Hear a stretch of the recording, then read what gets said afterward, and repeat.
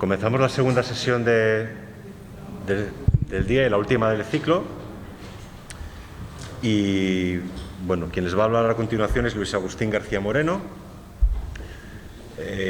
Bueno, no se trata tampoco, alguno de los anteriores, no se trata de un autor local, es miembro de la Real Academia de la Historia desde el año 2007 y es bueno, pues uno de los máximos investigadores de este campo. Nos hablará sobre el Ducado de Cantabria ante la invasión o el avance musulmán, bueno, que es un tema recurrente y de gran importancia. El autor nace en Segovia el 8 de noviembre de 1950, es doctor en Filología Clásica por la Universidad de Salamanca, catedrático también de Historia Antigua, son bueno, pues dos ramas que están muy unidas, por la Universidad de Alcalá, fundador y director de la revista Polis, miembro de los consejos científicos de algunas otras publicaciones, como el Journal of Late Antiquity o los Quaderni Catanesi di Studi Antichi e Medievali, Hispania Sacra o Cuadernos de Historia de España. Es miembro de la Junta Directiva de la sección española de la Asociación Internacional de Historia de la Iglesia, también miembro de la Junta Ejecutiva del Comité Español de Ciencias Históricas y del Comité Español de la Sociedad Internacional de Estudios Bizantinos, dentro del Comité Ejecutivo de la Asociación Española de Orientalistas. Miembro también de la Comisión para la Ciencia y Tecnología de la Comunidad de Madrid, vocal del patronato de la Fundación Pastor de Estudios Clásicos. Y bueno, pues poco más hay que decir y la verdad es que esperamos con impaciencia su charla porque bueno, pues hace mucho tiempo que deseamos tenerla aquí. Muchas gracias, mi querido amigo. Buenas tardes y perdonen que ahí en la primera filmina figure Santander 5 de noviembre del 2020, pero era la fecha en que construí mi intervención. Una sesión que se tuvo que interrumpir porque cuando ya me disponía casi a hacer los preparativos de viaje, se cerró gran parte de España al tráfico y prácticamente se cerró en el caso de Cantabria toda posibilidad. Muchas gracias a los antiguos, que no viejos, y a los modernos, que no nuevos, amigos que han posibilitado mi presencia aquí con un tema que, como ha dicho mi viejo y buen amigo Rogelio, ya lo tenía en mente desde hace casi medio siglo. El Ducado de Cantabria ante la expansión musulmana. En tiempos del Reino Godo de Toledo, el topónimo Cantabria se testimonia por vez primera a finales del siglo VI en la crónica de Juan de Víclaro como un territorio rebelde sometido por Leovigildo en 574 y en el que destacaba el lugar fuerte de Amaya. El corónimo, en la segunda mitad del siglo VII, sirvió seguramente para designar uno de los 8 ducados o grandes distritos civiles y militares en que se estructuró el Reino Godo de Toledo a partir de entonces. Sobre la situación y límites de esta Cantabria goda ha habido una cierta controversia en los últimos decenios por motivos no siempre científicos, sino más bien políticos o de santo amor a la patria. Dos citas de las etimologías isidorianas me parecen muy esclarecedoras a este respecto. En la primera se afirma que Cantabria era una porción de la provincia de Galicia, correspondiendo en la terminología administrativa a lo que se llamaba regio o conventus. Una afirmación en apariencia sorprendente, pero que se explica fácilmente si se tiene en mente tanto una realidad administrativa altoimperial, con la insistencia del convento jurídico de Clunia, y otra bajo imperial con la constitución de la provincia de Galicia, que por el este llegaba a una línea a situar, grosso modo, entre Reynosa y Vitoria. La segunda cita isidoriana afirma que los cántabros recibían su nombre de una ciudad que se llamaba así Cantabria y del río Ebro, cuyas riberas habitaban. La existencia de una ciudad de nombre Cantabria en época goda es atestiguada por el obispo Braulio de Zaragoza en su vida de San Millán de la Cogolla. Por su parte, unos decenios antes, Juan de Víclaro, en su crónica, menciona a Amaya como la principal plaza fuerte tomada por Leovigildo en su ocupación de Cantabria en el 574, que ya dije hay que ubicar no lejos de Reynosa. En fin, Julián de Toledo, en su Historia de Bamba, recuerda cómo en el 672 el rey Bamba se había trasladado a Cantabria con el fin de proceder a someter a los rebeldes vascones y cómo de inmediato se dirigió hacia Cataluña, tomando la calzada romana que tenía como primera etapa a Calahorra. De todo ello, en mi opinión, se deduce con seguridad que esa Cantabria Oda del último tercio del siglo VII incluía por el este una parte de la región de La Rioja, mientras que por el oeste su límite debía coincidir en lo fundamental con el obispado de Oca. El obispado de Oca sería una creación tardía, posiblemente al poco tiempo de la conquista por Leovigildo de la zona en el 574. Con centro en las proximidades de la actual Villafranca de los Montes de Oca, sabemos que su jurisdicción incluía por el noroeste hasta iglesias situadas cerca de la actual Medina de Pomar.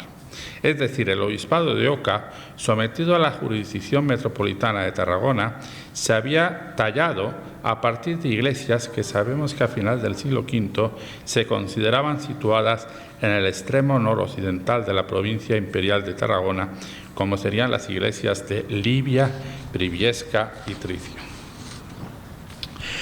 Más importante que este último problema, el de qué era la Cantabria goda, sería recordar cómo en las fuentes godas del siglo VII el etnónimo cántabro había dejado de indicar cualquier realidad etnográfica con raíces en la antigua etnia prerromana para significar simple y llanamente a los habitantes de ese bien delimitado distrito administrativo y militar, finalmente un ducado de Cantabria.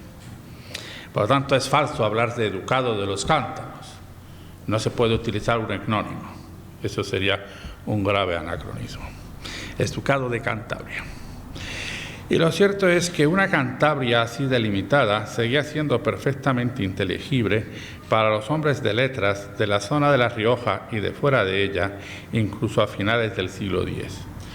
Prueba definitiva de ello es lo que se dice en el Initium Regnum Pampilona, el inicio del reino de Pamplona, perdonen el error sintáctico, texto histórico recogido en el Códice de Roda, con referencia a las conquistas logradas por Sancho Garcés, en que dice: tomó por Cantabria desde la ciudad de Nájera hasta la de Tudela, todos los centros fortificados.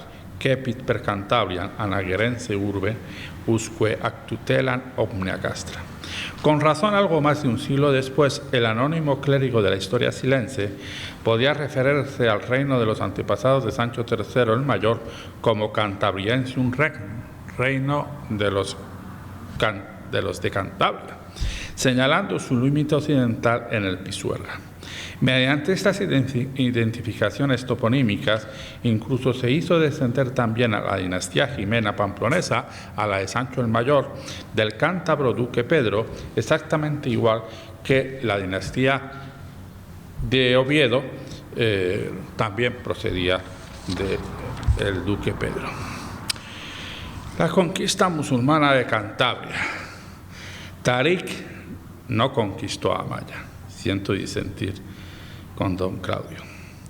Durante más de un año, Tarik y su ejército habían tenido que vivaquear en el centro de la península con el temor de verse bloqueados, al menos antes del asedio de Mérida por Musa y de la rendición de Levante a Abdelaziz en abril de 713. Tarik ocupó muy pronto Toledo, antes de que finalizase el año 711, pero realmente se encontró casi en una encerrona. Eran unas condiciones, en suma, que habrían impedido a Tarik realizar cualquier ofensiva más al norte. Sin embargo, la historiografía moderna no ha dejado de debatir sobre la realidad de que el bereber hubiera desarrollado en esos meses, finales del 711, todo el 712, una victoriosa campaña en la submeseta superior, llegando incluso no hasta Amaya, sino hasta la actual Galicia. A ella se refiere una muy consistente por su semejante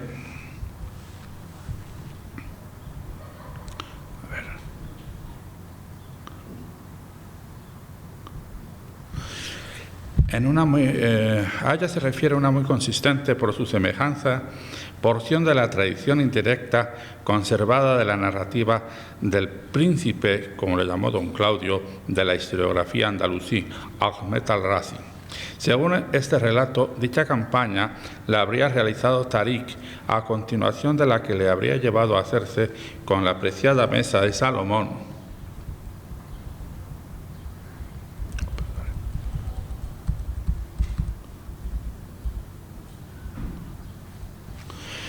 Con la preciada mesa de Salomón en la ciudad de la Mesa, eso es la Almeida, Medina Almeida. Desde esta, Tarik habría continuado hasta una ciudad transcrita como Mai, con M a larga y una yod, la última letra es una yod, en la que se había refugiado una parte de los habitantes de Toledo junto con sus riquezas y que se encontraba al otro lado de las montañas. Ya el arzobispo Jiménez de Rada, leyendo un resumen de Ahmad al-Razi, concretamente el de Injaya, identificó dicha ciudad, la de Mai, con la lejana de Amaya, al norte de Palencia. Y de ahí ha nacido toda la idea de que Tarik conquistó Amaya, de una interpretación de Jiménez de Rada.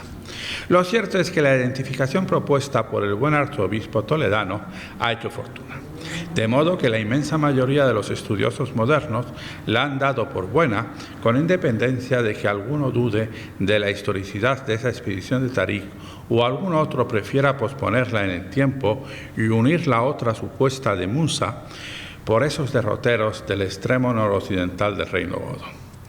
En mi estudio sobre la conquista musulmana, que publiqué en el 2013, propuse dos soluciones. Por un lado, identificar esa ciudad transcrita como Mai con la hispanogoda Ávila, actual Ávila de Santa Teresa. Para ello me basé en la no presencia de ese topónimo con solo dos grafemas de al-Razi, M, la nasal bilabial y la yod, en una primera transcripción arábiga del topónimo con solo dos grafemas del alefato, y que ésta se hubiera realizado a partir de fuentes mozárabes, aunque ya traducidas al árabe. Por otro, y más probable, que ese topónimo no fuera sino una mala interpretación de un latino civita mensae, de modo que correspondería al mismo lugar donde Tarik se había apoderado de la famosa joya del tesoro real, la mesa de Salomón, que se habría desdoblado después en dos lugares.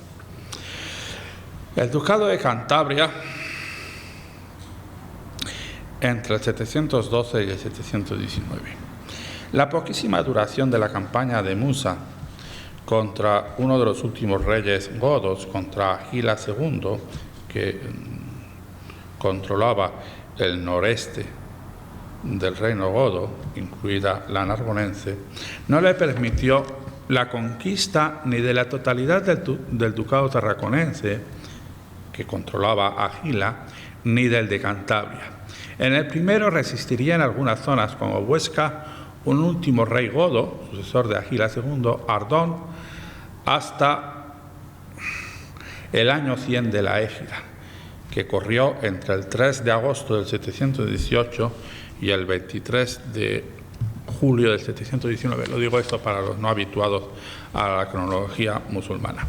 Los testimonios conservados de la tradición indirecta, tanto de Ahmed al-Razi, perdón, a ver estos nombrecitos, si los tienen mejor aquí. Bueno, este no figura. Como Arib ibn Said, recuerdan que Abdelaziz ibn Musa, el hijo del gran Musa, reanudó las operaciones militares contra los que todavía obedecían a las autoridades godas, defendiendo las fronteras y conquistando nuevas plazas. Aunque esos logros quedaron en parte anulados tras el asesinato de Abdelaziz, de modo que el nuevo emir al-Hur, llegado al andar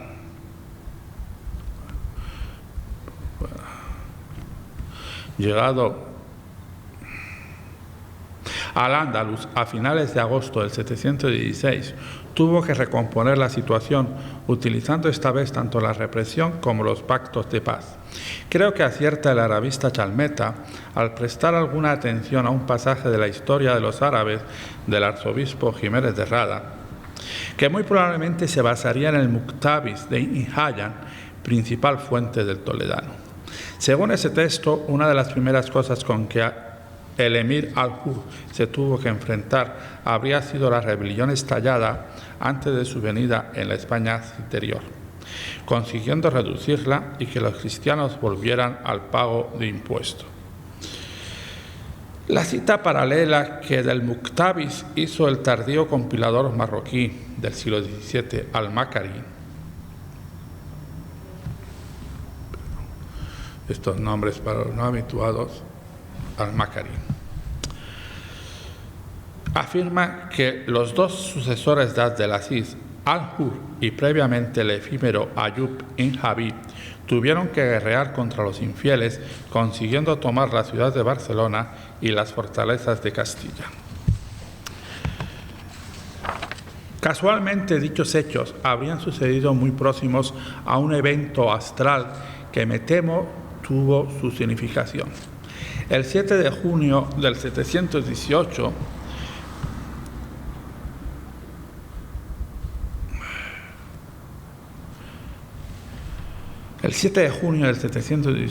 el sol se ocultó durante unas horas y se dejaron ver las estrellas en pleno día en una amplia zona central de la península con centro en Toledo, la antigua ciudad regia goda.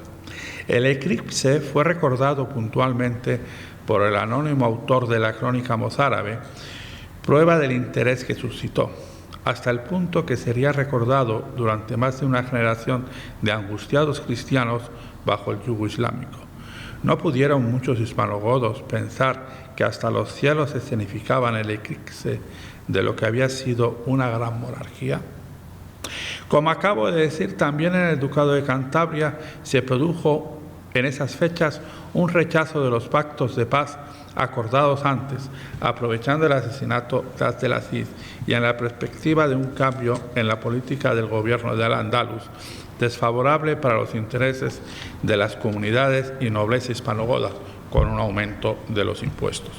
Por eso no extraña que nobles del Ducado de Cantabria decidieran marchar a refugiarse a sus tierras septentrionales hacia la cordillera cantábrica cuando la campaña de al-Hur en esos territorios vino a unirse en el tiempo con la inquietante señal celestial del eclipse solar y el final del reinado de Ardón, curiosamente el reinado del sucesor de Agila II, pero en el noreste coincidió también en el tiempo. Los refugiados podrían ser liderados, ¿no? Esto es una hipótesis, por el futuro rey Astur, Alfonso I, hijo del último duque, gobernante Astur, Alfonso I, porque el primer rey fue Fruela I, y por muy poco tiempo, y le costó la vida el haberse proclamado rey. Bueno, por el futuro príncipe Alfonso I, hijo del último duque de la Cantabria goda, Pedro.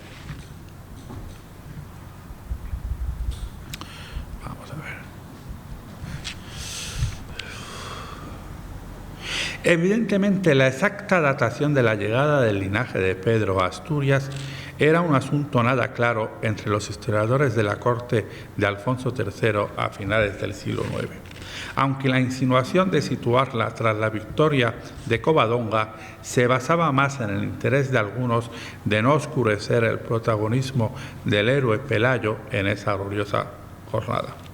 Con esta secuencia, la llamada crónica de Alfonso III, en su versión rotense, dejaba para Pelayo todo el honor de la providencial victoria. Sin embargo, el mismo texto afirma que Alfonso alcanzó al menos una victoria sobre los musulmanes en compañía de su suegro Pelayo, ¿Cuál sería esta victoria? Ninguna fuente testimonia que Alfonso I hubiera muerto a una edad considerada avanzada para aquellos tiempos, por lo que parece lógico que su fallecimiento en 757 exija que su nacimiento no pueda ponerse antes del 705-710, y ya son demasiado, casi 50 años de vida. Una fecha que encaja perfectamente con la que he propuesto para la llegada al Valle del Sella de la familia de Alfonso, finales de la segunda década, principios de la tercera, hacia el 718-720 del siglo VIII. Pues tendría entonces entre 10 y 15 años, una edad apropiada para un primer acuerdo de matrimonio. Está claro que retrasar el hecho de armas, tradicionalmente llamado Batalla de Covadonga, a una fecha posterior, esto lo vengo sosteniendo desde hace ya años y por razones de propaganda política, no sé por qué, no se admite. La batalla, lo que pudo ser la batalla de Covadonga, es de la cuarta década del siglo VIII, y por eso es cercana en el tiempo a cosas que suceden en el otro extremo del antiguo reino godo, en el noreste, en la Narbonense, en los Pirineos.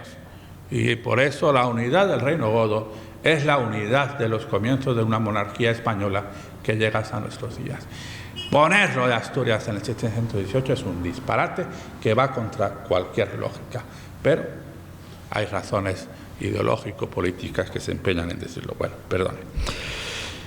Como he dicho, llevo desde hace tiempo, en fin, cuando se publique el libro pues se verá más claramente, en una fecha posterior, cercana al fallecimiento del propio Pelayo, y más con que, bueno, entonces la cosa es que es una barbaridad. Si ustedes ven la cronología de los llamados primeros reyes asturianos, ninguno, ¿cómo va a reinar Pelayo 17 años? Pues eso no tiene ningún sentido. Y más concretamente hacia el 734, como he propuesto, no solo permitiría unificar ambas cronologías, sino que explicaría mucho mejor el curso de los acontecimientos. La llegada al solar de los Runcones, al valle de donde está Covadonga, donde está de una nueva familia de la nobleza del desaparecido reino de Toledo, necesariamente fortalecía el papel de los otros miembros de aquella nobleza que ya residían allí, si es que no eran originarios de la zona, como sería el caso del linaje de Pelayo. Como duque de la vecina Cantabria, Pedro y los suyos sin duda tendrían también sus contactos y antiguas alianzas con las oligarquías locales del Sella, la de los antiguos Uncones o Lugones. Es más, reforzarían la tendencia del inicial núcleo rebelde al poder islámico a extenderse hacia el este y el sur por zonas que habían formado parte del antiguo ducado godo de Cantabria. Lo que será una constante en los hechos conocidos del reinado de Alfonso I, su tendencia a extenderse hacia el este y el sur, no hacia el oeste. De momento es muy probable que la llegada del linaje de Alfonso y su alianza con Pelayo extendieran el territorio dominado a la vecina Liébana. Sería en este último territorio donde posiblemente se desarrollase la parte principal de la batalla y campaña que se conoce como Covadonga. Bueno, les diré una cosa muy sencilla.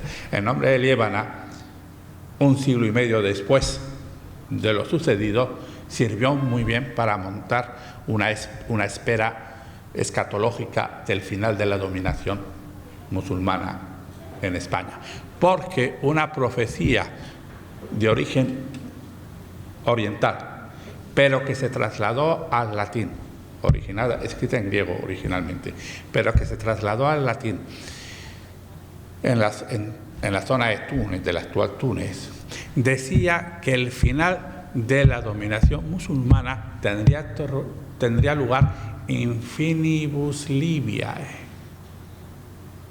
Infinibus Libiae, es decir, en el territorio de África. Cuando esa profecía, que llegó al Andalus hacia el 800, sabemos cuándo llegó, en el 850, se dijo, claro, si el comienzo del reino Astur, que ya en el 850 tenía su fuerza, tuvo lugar con una victoria en Libia, en Líbano. Claro, además, ¿quién murió por el levantamiento y por la victoria de Pelayo? Munuza, claro, un Munuza bereber había muerto en Libia, en la Libia de la Cerdaña pirenaica. Todo esto, por lo tanto, el nombre, a través del nombre, se unificaba toda una serie de acontecimientos y de expectativas milenaristas que a mediados del siglo IX parecían que se podían producir. El linaje del duque Pedro de Cantabria. Se ha reinado en la historiografía moderna un cierto escepticismo en torno a la historia de Pelayo, transmitida por las crónicas asturianas de finales del siglo IX. Ha ocurrido lo contrario respecto de Alfonso y su linaje. Es cierto que las tardías Rotense y de Sebastián, las dos versiones conservadas de una supuesta crónica de Alfonso III, no dicen casi nada de estos últimos que no esté ya presente en el correspondiente capítulo del Albeldense, que es mucho más fiable.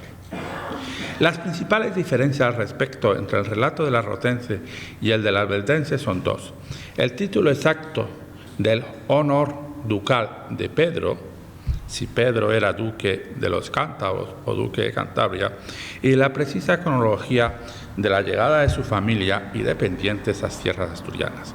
Respecto de la primera, el juicio es fácil de decidir y a favor, como era de esperar, del albeldense, pues como ya he dicho antes, frente al Dux Cantabrorum de la Rotense, la albeldense ofrece Dux Cantabria. La utilización de un topónimo en lugar de un gentilicio en plural es conforme a lo que cabía esperar de haber existido en tiempos godos un ducado de Cantabria, mientras que la utilización del etnónimo es un anacronismo, pero conforme al uso léxico utilizado en la Rotense para referirse a la entidad política sobre la que ejercía su gobierno Pelayo, los astures. Si Pelayo era el jefe de los astures, de un gentilicio en plural, Alfonso, Pedro, debía ser de los cántabros, otro gentilicio en plural. La onomástica del linaje de Pedro. La onomástica del linaje de Pedro de Cantabria es otro indicio más, al igual que en el caso de Pelayo, de su imbricación en la nobleza del reino de Toledo, el reino godo de finales del siglo VII, pues muestra un carácter goticista muy marcado hasta el punto que el único antropónimo no germánico es el de Pedro. Eso sí, eso es un problema. El único nombre no germánico es el de Pedro, cabeza del linaje. Los otros son Adefonsus, Alfonso, Fruela, Froileuva. Froileuva yo pienso que es hermana de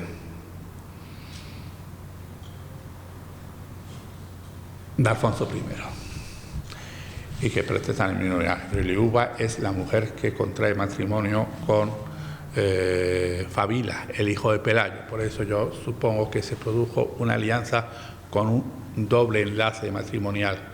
Alfonso casaba con Ermesinda, hija de Pelayo, y Fabila, el hijo de Pelayo, casaba con Friuliuba, la hija de Pedro y hermana de Alfonso. Bueno, Fruela, Friuliuba, Adosinda, Vimara, todos son nombres góticos, germánicos.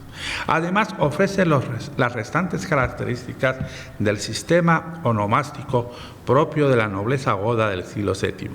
Un pequeño acervo onomástico, ad Fruel.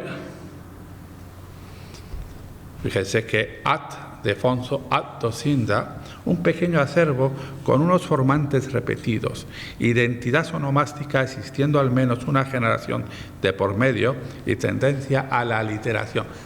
Tendencia a la aliteración que permitiese un menor recordatorio de memoria sin necesidad de escribirlo. La alianza entre el grupo de Pelayo y el de Pedro, como acabo de decir, se selló muy probablemente con un doble enlace matrimonial entre ambos linajes. Por un lado, el joven Alfonso casó con la hija de Pelayo, Ermesinda, como testimonian todas las fuentes. Curiosamente, el fiable caso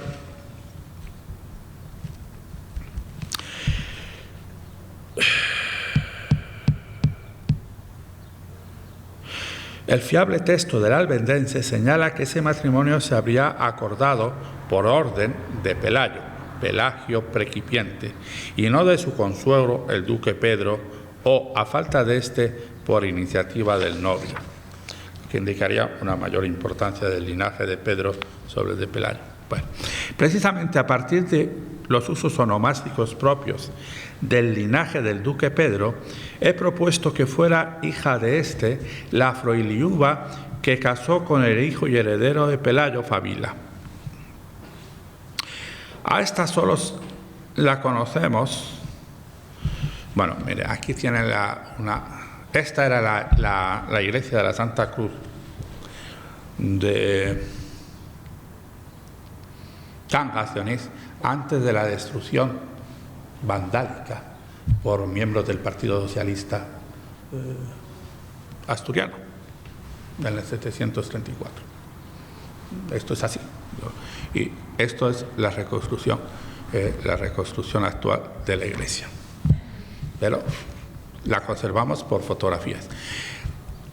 La inscripción fundacional, esta es restituida. Afortunadamente, el Instituto Arqueológico Alemán había tomado fotos muy buenas de la inscripción antes del acto vandálico de la destrucción por el Partido Socialista.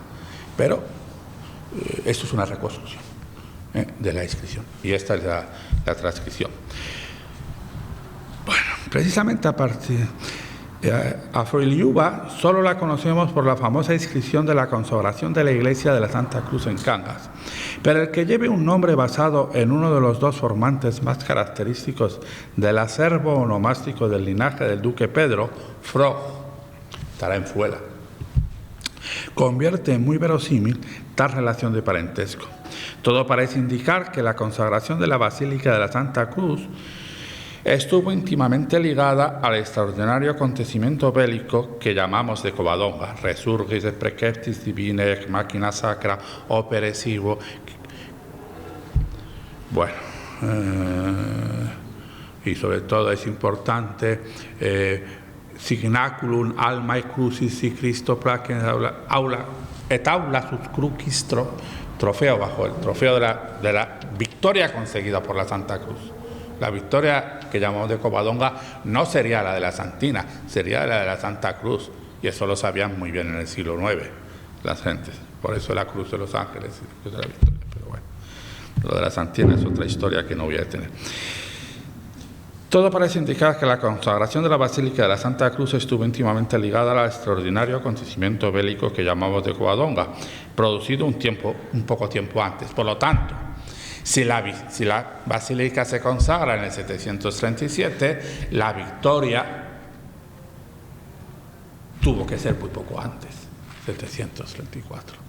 No, ponerla en el 718 o 721 es un disparate.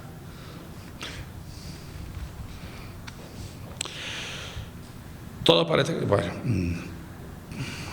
tal vez tan solo el tiempo necesario para realizar la construcción de la fábrica de la iglesia. Y en la inscripción la pareja parece que ha tenido ya tiempo suficiente, Fabila y Froiliuba, para rodearse de una prole lo bastante crecida para acompañarles en el solemne cortejo de la consagración de la basílica. Un dato más para defender la llegada a Asturias del grupo de Alfonso hacia el 718, más de 15 años antes de la extraordinaria victoria de la Cruz, la victoria de Covadonga, en cuyo caso la alianza política entre Pelayo y el noble linaje de Pedro se habría sellado por un doble matrimonio, como ya he dicho. Si, como he propuesto anteriormente, el futuro Alfonso I difícilmente habría nacido antes del 705-710, su hipotética hermana Froiliuba tampoco se apartaría mucho de esa fecha para nacer. De este modo, tanto el enlace de Alfonso con Ermesinda como el de Fabila con Froiliuba cabría flecharlos en la tercera década del siglo, en los años 20. Es decir, unos años antes, pero no muchos, de la sorprendente victoria militar sobre una hueste islámica en el 734 más o menos. Hijos del duque Godo Pedro no solo habrían sido el futuro Alfonso I y, a tenor de la hipótesis antes desarrollada, Froiliuba, esposa de Fabila, también se documentan con seguridad un Fruela. De este conocemos los nombres de dos hijos varones, los futuros reyes Aurelio y Bermudo. De ello, lo primero que hay que destacar es la rareza de una onomástica latina, Aurelio, en un linaje en el que es absolutamente predominante, como he dicho, la gótico-germánica. Se trata indudablemente de una excepcionalidad que acompaña al nombre del duque de Cantabria y cabeza de la estirpe Pedro, aunque si cabe es la mayor, la representada por el nombre de Aurelio, pues Pedro tiene una indudable referencia cristiana que incluso permitiría explicarlo como un cognomentum o segundo nombre tomado en el bautismo, que es algo propio de la aristocracia del reino godo en el siglo VII, tener un nombre germánico y luego un nombre cristiano en el bautismo. Sin duda, Aurelio no es nombre infrecuente en la España romana, a juzgar por el registro epigráfico conservado. Sin embargo, si restringimos su búsqueda al territorio del actual Principado de Asturias, hay que señalar que no existe ningún testimonio epigráfico de época romana, aunque evidentemente no sea posible conocer su representatividad estadística. La prosopografía de la élite de la sociedad del reino godo en el siglo VII recoge un único individuo con ese nombre, correspondiente a un obispo de la sede de Astorga, atestiguado entre el 683 y el 693. Arriesgadísimo, por no decir completamente gratuito, resultaría relacionar el linaje del posterior Aurelio con el de este prelado. Si ponemos los ojos en la antroponimia conservada en los diplomas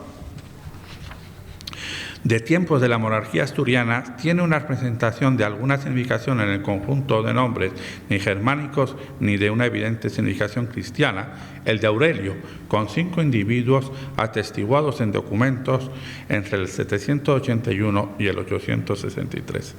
Entre ellos, posiblemente los más significativos pueden ser los Aurelios atestiguados en 2 diplomas relacionados con San Salvador de Villeña, al pie del monte Cosgaya, en la entrada en la Liébana, remontando el curso del río Deva. Así que no me parece descabellado plantear que el antropónimo latino Aurelio estuviera especialmente relacionado con un grupo humano o con familias habitantes del curso alto del río Deva en el siglo VIII. Cabe señalar que, no obstante la casi total romanidad de la onomástica de las personas citadas en los citados diplomas de Villeña, es innegable que estos conservaban, un siglo después de la destrucción del reino godo de Toledo, huellas socioinstitucionales estrechamente vinculadas al reino godo. Me refiero concretamente a que en el documento del 796 figura como comprador de un predio un tal episcopario en unión de sus gasalianes. No es la única vez que se testimonia este término, gasalio, en plural gasalianes, en la diplomática del periodo astur. Aparece siempre vinculado a ambientes clericales o más concretamente monásticos, encontrándose su primer testimonio en la famosa carta del obispo Juan de Valpuesta de diciembre del 821, una localidad situada en el valle de Valdegovia y por tanto también en un área que había formado con seguridad parte del ducado de Cantabria.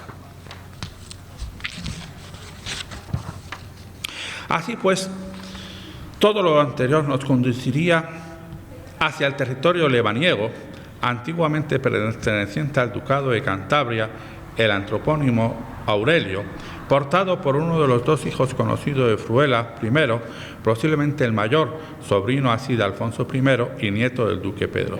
Sin embargo, ninguna fuente indica quién era su madre. Todo parece indicar que Aurelio era mayor que su hermano, el futuro Bermudo I. En efecto, hay que suponer que cuando Aurelio sucedió a su tío Fruela en 768, tenía que ser un hombre ya bastante adulto, muriendo tras 6 años de reinado, de tal modo que su nacimiento no debiera ponerse después del 748 y probablemente bastantes años antes. Por tanto, nada se opone a que Aurelio hubiera nacido de una unión de Fruela I distinta de aquella de la que se engendró a su hermano Bermudo. Si de los 2 hijos conocidos del duque Pedro, los futuros Alfonso y Fruela, El primero contrajo matrimonio con Ermesinda, sellando así el pacto político entre su linaje y el de Pelayo. El segundo, Fruela, es posible que matrimoniara en primera instancia con otro procedente de territorios que habían formado parte del Ducado de Godo y Cantabria, situados más al este, como pudiera ser la Líbana. En una generación posterior, una ignota hija de este Fruela contrajo matrimonio con un miembro de un linaje cuyas raíces eran vasconas y situadas en tierras más al este, todavía en Álava,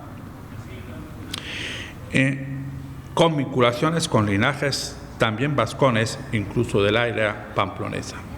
Estas alianzas matrimoniales, distintas sin duda, reforzaban las instancias para ambos hermanos, Alfonso y Fruela, que heredaran el principado fundado por don Pelayo. Pero también explica la tendencia temprana de los hijos y herederos del duque Pedro a extender sus redes de dependencia y su control hacia tierras más occidentales, hacia tierras más orientales, ya en las cuencas altas del Ebro, con gentes de estirpe euskérica vascona. La rama vascona del linaje del duque Pedro, Muña, madre de Alfonso II. El conocido como testamento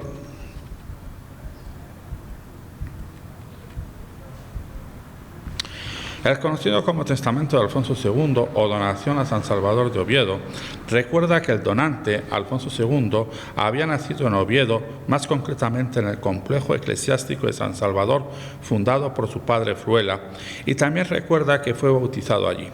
Ambas versiones de la crónica de Alfonso III afirman que el futuro Alfonso II habría sido el fruto de la unión de Fruela con Muña, una esposa jovencísima traída de una victoriosa expedición contra rebeldes vascones.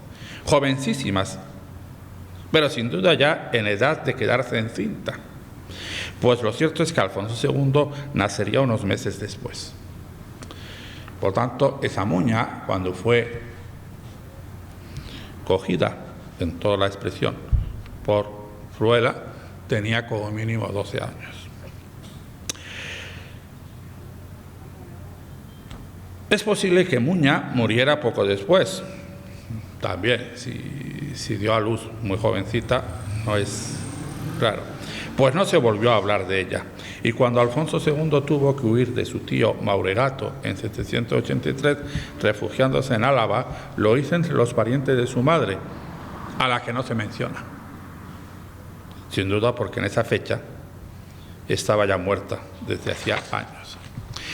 Es un tanto curioso que la historiografía moderna sobre el reino de Asturias, obra de no arabistas, al tratar de este matrimonio con Muña, haya aceptado sin más el testimonio sin duda prejuicioso de la crónica de Alfonso III, mientras haya ignorado un precioso testimonio de la historiografía andalusí fidedigno, porque se ha conservado en las partes conservadas del resumen de la gran historia de Ahmad al-Razi, en el Muktabis, en el último fragmento del Muktabis de Ibn Hajar localizado, aquel que está en la Real Academia de la Historia y que durante mucho tiempo, no publicó, en fin, olvidemos el proceso porque no es muy agradable. Así, por esta pormenorizada abstract de la gran historia de los emires andalusíes de Ahmed al-Razi, sabemos que una hija de Fruela, de ignoto nombre, había casado con un noble de estirpe vascona, Lope, en este estigma familiar de lo ve, aquí en el centro, hacia abajo. Habría casado con un noble de estirpe vascona, Lope, y de esta unión nacería Muña, madre del futuro Alfonso II, y un tal García, otro nombre que, como saben, es vasco. El historiador andalusí Ahmed al-Razi ofrece estos datos prosopográficos al tratar de un encuentro en 816 entre una hueste musulmana y otra cristiana, de la que formaban parte los citados Lope y García, bajo el mando de un tal Velasco el Gascón, señor de Pamplona, que habría pedido auxilio, entre otros, a Alfonso II, pariente de los dos primeros, Lope y García. Gracias a este texto andalusí, sabemos que Fruela había finalmente contraído matrimonio con una noble muchacha, que era prima segunda suya. Su padre Lope pertenecería a un importante linaje alavés de indudables raíces vasconas, que había casado con una hermana de Fruela y por tanto nieta de Pedro, el último duque de Cantabria goda. Es decir, los hijos de Pedro, tras el derrumbe final de la monarquía goda, habrían tratado de establecer firmes alianzas familiares con emergentes linajes en los límites tanto noroccidentales como en los nororientales del antiguo ducado. Por un lado, mediante el matrimonio de una hija Froiliuba y de un hijo Alfonso con el hijo y la hija de Pelayo, pero por otro, mediante el enlace de otra hija de desconocido nombre con un miembro de un linaje poderoso en Álava que también tenía raíces euskéricas. Como ya se ha recordado, ambas versiones de la crónica de Alfonso III sitúan el solar de los familiares de la reina Muña en Álava y relacionan su unión con Fruela con la campaña militar que éste habría hecho para sofocar una supuesta rebelión de los vascones. Con lo que he escrito antes, resulta indudable que esa campaña habría que situarla temprano en su gobierno, hacia el 758 probablemente. La misma se habría realizado de inmediato a la gran cabalgata que le habría llevado a saquear importantes centros urbanos del Duero desde sus confines atlánticos hasta casi sus fuentes sorianas. Sería en el regreso de esta expedición o inmediatamente después cuando Fruela realizara una campaña de características bastante distintas en tierras del Alto Valle del Ebro.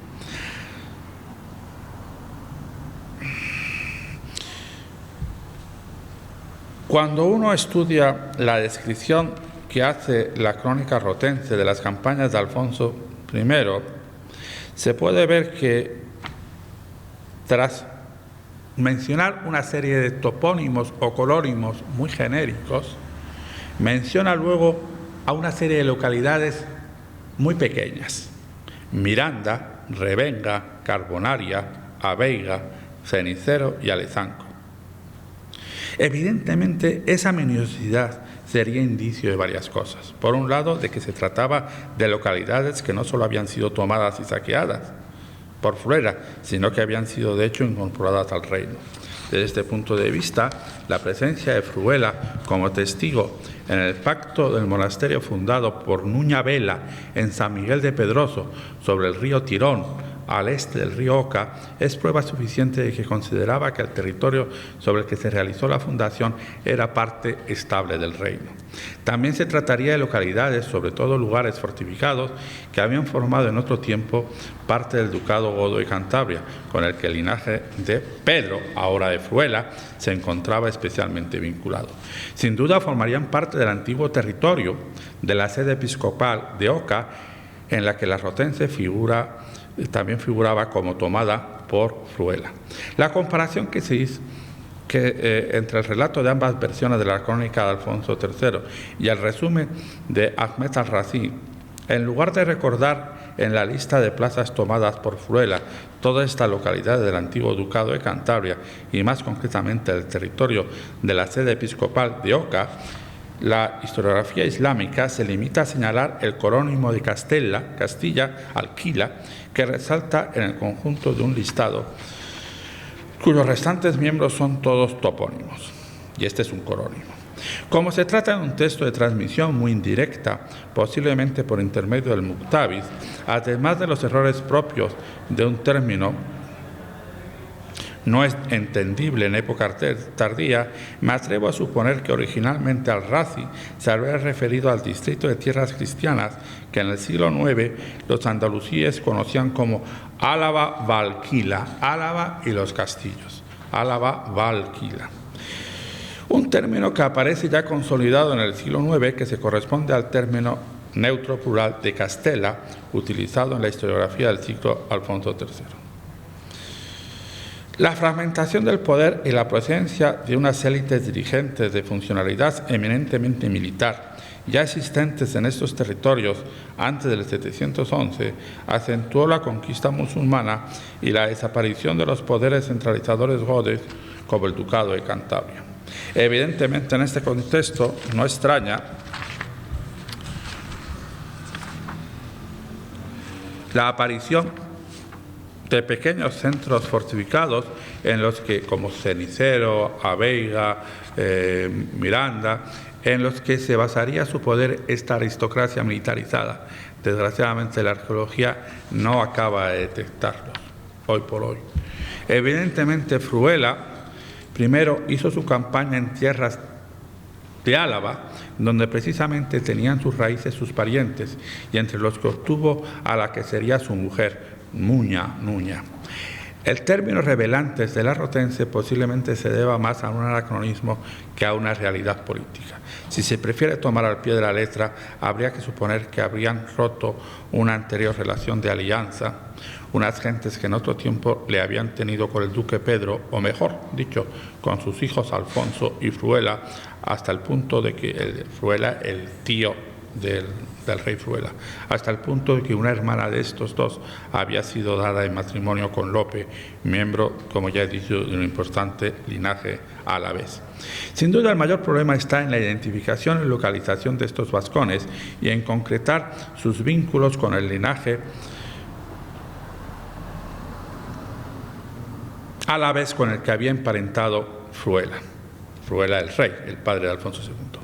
Cabe la posibilidad relativamente probable de considerar la alianza del 816 de este linaje alavés de la familia paterna de Muña con el gascón Velasco, señor de Pamplona, una repetición o continuación de alianzas de medio siglo antes, de la época del rey Fruela. Y no se debe olvidar que la batalla de junio del 816 se presentó por la hueste cristiana para impedir en el río Orón el acceso del ejército cordobés a las tierras alavesas, o bien acortar su retirada. En ese caso, los rebeldes vascones de la Rotense habrían sido aliados, sin duda con lazos de parentesco, entre otros, con ese linaje alavés. En este caso, estos vascones, o mejor dicho, sus grupos dirigentes, estarían relacionados con otros que en esos años centrales del siglo VIII, cuando se hizo llamar rey Fruela, y hasta el final de la centuria, estuvieron los últimos intentos de independencia del llamado Ducado de Aquitania ante el avance de los príncipes y reyes arnulfinos, los carolingios, esencialmente Pipino el Breve y su hijo y sucesor Carlomagno, si es que alguno no eran los mismos. A este respecto resulta interesante, y voy a terminar ya, consultar la lista de mujeres firmantes del pacto monástico antes mencionado en Uñavela de San Miguel de Pedroso de abril del 759. Entre esos nombres hay algunos claramente de filiación gótica o germánica: Ginta, Álvara, Flagina, Guntroda, Gometiza, y otros latinos o cristianos usuales: María, Aurea, Eugenia, Clara, Susana, Tota, y otros de indudable sabor vasco-navarro en su forma original o traducidos al latín: Muñavela, la propia abadesa, Sancha, Anderazo, Muñata, Mumadoña, Anderquina, Urraca y Lupón, ya he dicho, en su forma euskérica o bien en su tradición al latín, como es el caso de Lope. En definitiva, una onomástica mestiza que reflejaría muy bien el carácter mestizo, cultural y étnico de esos linajes vascones y alaveses con los que en su día, que sería rey Fruela, a mediados del siglo VIII, trabó relaciones de parentesco, que ahora reanudó su sobrino de igual nombre, Fruela el primero, el hermano de Alfonso I, que ahora relacionó su sobrino de igual nombre. Y desde luego es más que posible que esas relaciones y alianzas ya existieran en el Ducado Godo de Cantabria del principio del siglo VIII. Las alianzas, enemistades o rebeldía, desde el punto de vista militar, de la propaganda dinástica posterior de esos linajes con los gobernantes del naciente reino de Asturias, en gran medida repetirían otros de igual índole, de alianza o de rebelión, según los momentos, que se habían dado en el Ducado de Aquitania en el siglo VIII y en sus relaciones ante los ascendentes miembros de la Casa de Eristá, de los arnulfinos, o si quieren ustedes, los carolingios. Así, a mediados del siglo VIII, el viejo linaje del último duque de la Goda Cantabria había puesto los cimientos del condado y luego reino de Castilla, piedra sillar que nunca fue despreciada por su arquitecto y que se convertiría en piedra sillar, como diría el pasaje bíblico que estoy parafraseando, del actual Reino de España. Pero eso es ya otra historia. Muchas gracias y perdonen por que me he extendido.